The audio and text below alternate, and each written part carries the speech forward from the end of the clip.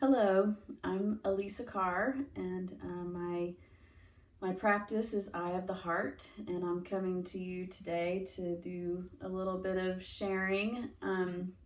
Had it on my mind and my heart to share with you my story with plants so far. It's a journey that I've been on that starts with oregano, but there's this bigger path that I want to share with you, which is about how we follow these clues and twists, and maybe we could say like the breadcrumbs that are left on a path that lead us someplace. So my story with this passion that's growing in me with plants is one of those paths those that I've followed, that clues have shown me the way. And in the middle of that, a big piece of listening to those clues is a piece of DreamWork. So I'll share a little teaching on how to listen to a dream, which are most of the time full of clues about ourselves, how to explore ourselves, and steps to take in our lives. So as always, I have pulled together some elements so that this space is a sacred one, and that includes my Mary Magdalene candle. You see I've got the incense burning. It's amber incense, which is often used to spark the dream time and us receiving those messages from our unconscious. I like to anoint myself with some oil that I put together here, which has sandalwood and cinnamon and a couple of other lovely smelling oils. And I have some of my favorite crystals, some amethyst and some lapis lazuli that actually came from Afghanistan.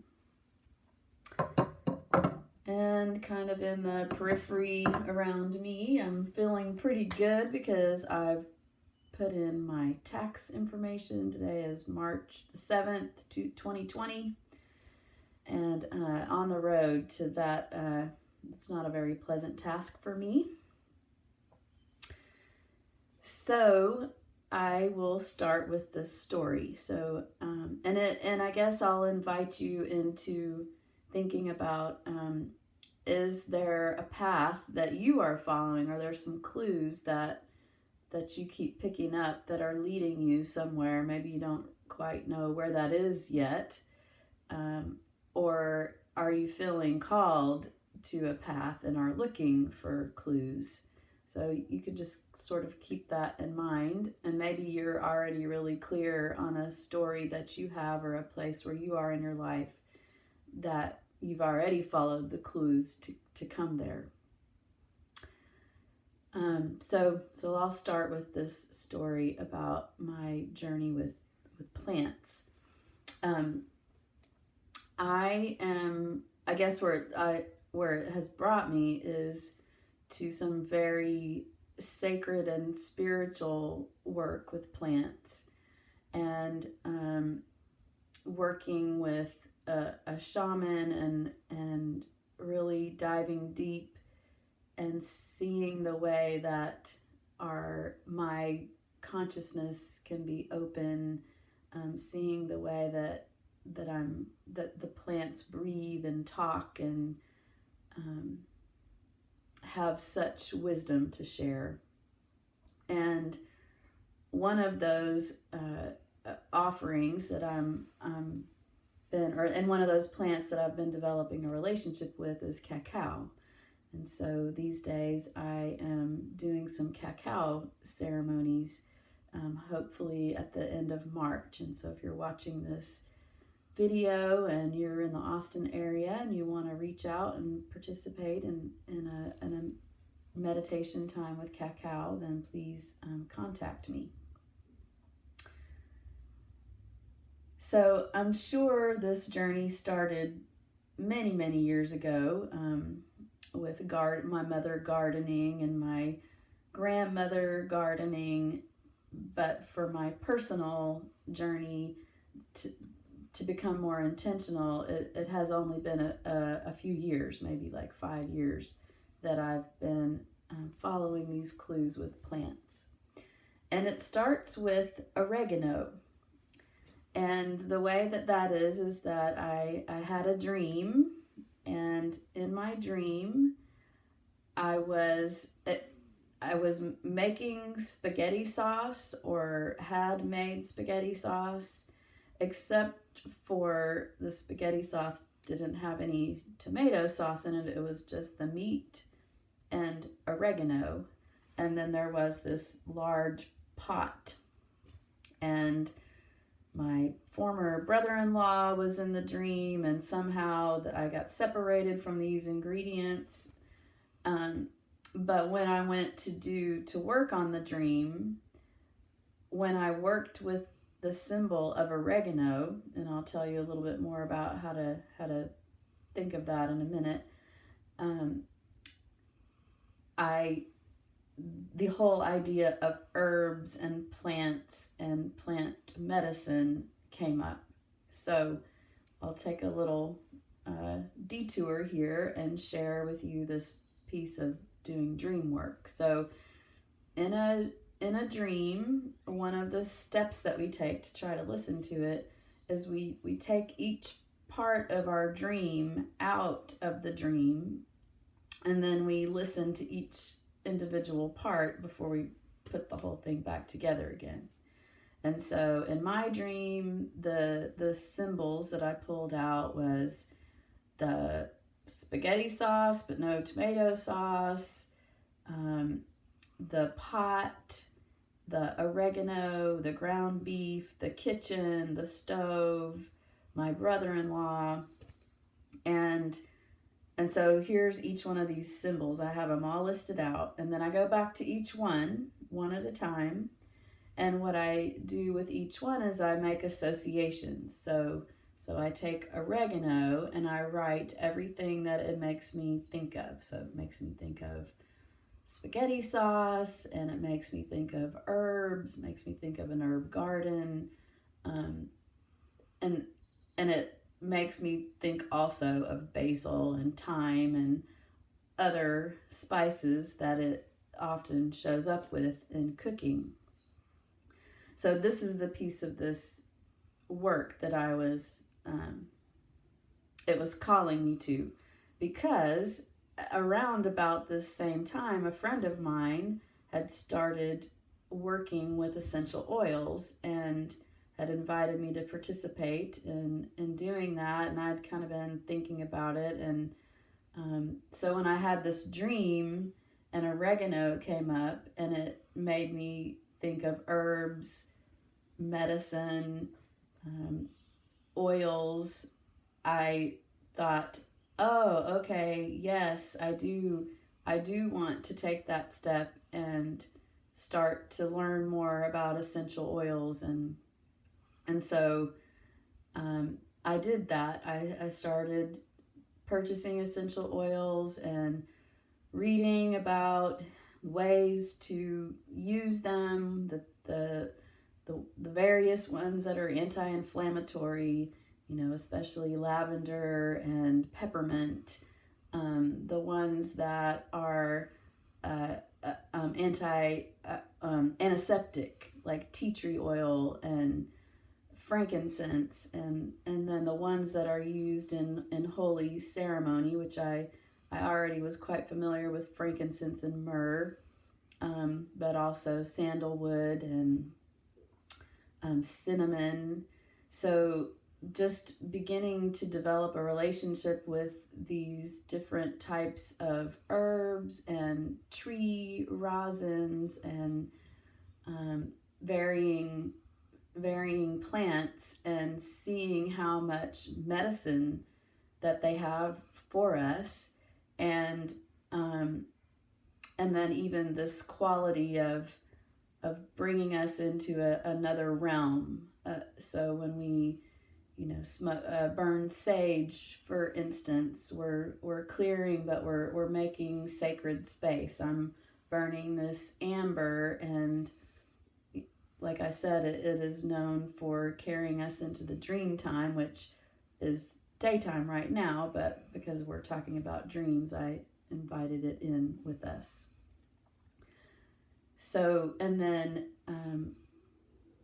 just learning about the healing properties of myrrh for the skin, and frankincense for treating, even being applicable to cancer and various really ailments that really impact us, and trying to find ways. So my medicine cabinet is composed of a bunch of essential oils now more than medicines. So there was that piece. And I also had a run-in with poison ivy, which I think I'll share that for a different story. But that just was one of the first times I sat to listen to what is this plant trying to tell me. And then, as I said, I started working more shamanically and in taking plants that are expansive and healing, and show me more of who I am. So in that whole journey, I've also been becoming more familiar with and working with oracle cards and tarot cards. Also, Brigid is one of the spiritual beings that I really associate with. And of course, she is a goddess or a saint of herbs and herbal medicine, come to find out. And so I had a celebration for her a few years back and wanted to find an image. And so I was looking for these beautiful images, and I ran across an artist, and her name is Joanna Powell Colbert. And so her website was beautiful, and I used this image of Brigid, which I hope to attach in the comments, and got on her mailing list. And a couple of years later, I received her advertisement that she's publishing a Herb Crafters tarot deck.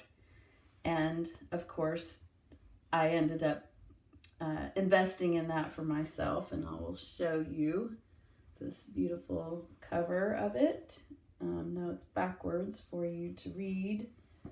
And then here's the cards are just lovely. So many different plants and herbs on them.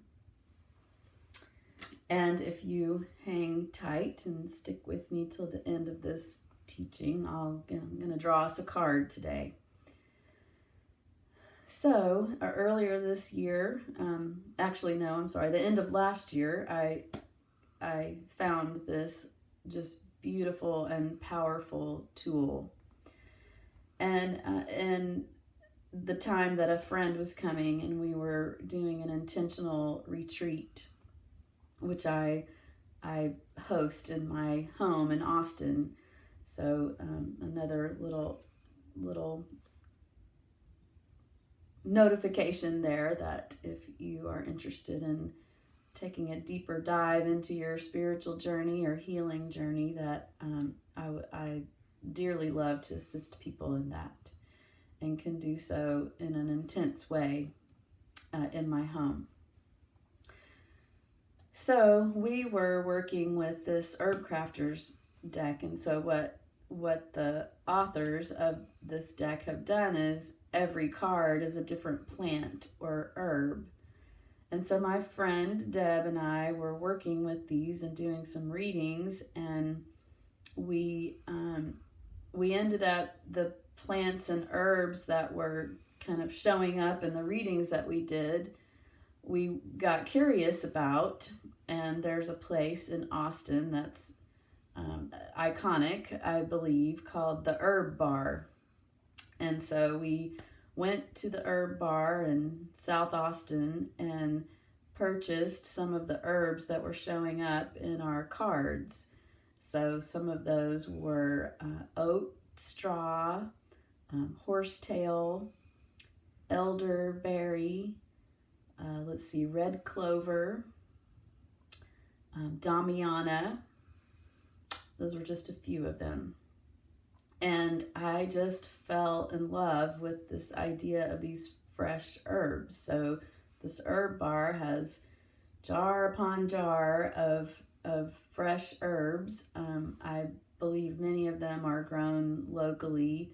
Calendula was another one that really spoke to me, that is prolific, I believe. And so I began to brew my own herbal tea, and that's become a practice of mine over the last several months. And you may have heard I went through quite an upheaval at the end of last year, and these cards and that tea were part of what were sustaining me. I believe, the Spirit brought these beautiful tools to me to help connect and help heal and recover and grow from this experience. So, and don't you know, in the deck, what is I think the Knight of Air in the traditional tarot, and this deck is oregano. And it speaks to the way that oregano is used to cleanse. It's used to cleanse. It's used as an antibiotic and an antiseptic, and a way of cleansing the feminine organs, the vaginal space. I had no idea about vaginal steams. And the idea that, and I am quite familiar with this, that our second chakra, which is our genital area, our reproductive area, it's also the seat of our creativity, is connected with our throat chakra, which is the way that we express ourselves, the way that we speak. And so for a woman, being open in our sexuality, which means not being ashamed. It means having a relationship with your oneself. It means being comfortable in our feminine space. That the more comfortable we experience that relationship within ourselves, the more that we tap into that life force energy that our sexuality is connected to, the easier it is for us to speak our truth. And so that oregano that showed up in my dream, I believe about 6 years ago, now comes back to me in a very powerful way at a time when I wanted and needed to be reminded of the strength of my voice and the strength of my femininity, and just how to live that out as a single woman even. So let me see, what else did I want to share about all of that. I think that's all for now. Today I did look out in my yard, and the whole side of my yard is like a dandelion forest. It's incredible. And that's one of the things that I've learned is dandelion, yes, it's a weed, but it's also quite medicinal and has nutrition. So I'm trying to figure out, well, let me go try to harvest some of these guys and learn about dandelion medicine. In this deck, the dandelion is the Fool, and it's about starting out on a journey, which kind of brings me back to where I started from, is this journey that I've been on with the plants, and how that started, and how I've followed these clues that have brought me to this place where I am. Also, through this deck, I have learned, and I mean, the authors of this deck really, I have learned that making essential oils is not the most, I guess, environmentally conservative approach to using plants. Apparently, it takes hundreds of pounds of plants to eke out the oils in them. And there are probably some plants, possibly tree rosin, where that's kind of necessary. But there are other ways to access the nutritious and the medicinal value of the plants. And so I have, even though I still use the essential oils that I have collected and invested in, I use them a lot for ceremonial use, and I use them in my Reiki healing, and I use them, on my for medicinal purposes. But I'm also shifting my focus to be more with the fresh and dried herbs and learning more about that medicine woman material and the substance that's given to us from the earth, and is a little more accessible and efficient, I guess, than the essential oils. So, as promised, I am going to now draw us a card from this deck, and let's kind of have it be just some guidance on whatever path that you are following the clues of. And I'm gonna shuffle them a little bit more and cut them with my left hand. I'm right-handed. And I have drawn the Adelita of Earth, the yucca plant.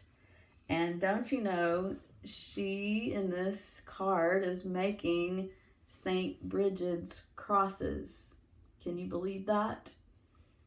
I brought in Saint Brigid a little bit ago. This card is, the Adelitas are the cards that correspond with the knights. The earth cards correspond with the pentacles. So this is a similar energy to the Knight of Pentacles. Yet the authors of this have really intuited their own, what this energy means to them. And Adelita is the Spanish word for a feminine warrior, I understand. And so this card of being in that kind of, what are you standing up for in your life? What needs to be fought for in your life related to things of the earth? So that would be relationships, work, your relationship with the earth, your family, your home. Those are the subject matters of the earth cards. And I happen to know that this card is inviting us to use the substance of the earth that's in the place where we live and connect that to the roots, so our lineage. And so in this card, this person is connecting her Celtic heritage, where Brigid comes from, with where she lives, which is the desert, and using the plant yucca to create these symbols of Celtic spirituality of the St. Brigid cross. And I just can't hardly believe that we drew that today, and that's what I brought up. So here is yet again another clue. Thank you for being with me, and if you have questions or comments, please share them. If there's a subject that you want to know more about, please let me know. I definitely will be making videos that have to do with doing dream work, maybe working with some more plants, and just appreciate your time. I bring your energy into this container. I take a minute to just breathe with you We let all these words settle in. Whatever has arisen in you as you listened. And I offer gratitude to the plants, especially oregano and yucca. And I offer gratitude to St. Brigid for guiding me in this plant medicine path, guiding me to this tarot deck. Grateful for the teachers, the medicine womans, the curanderas, the grandmothers, the mothers who have passed down their plant wisdom to all of us. Okay, have a wonderful rest of your day. I will see you next time. Bye-bye.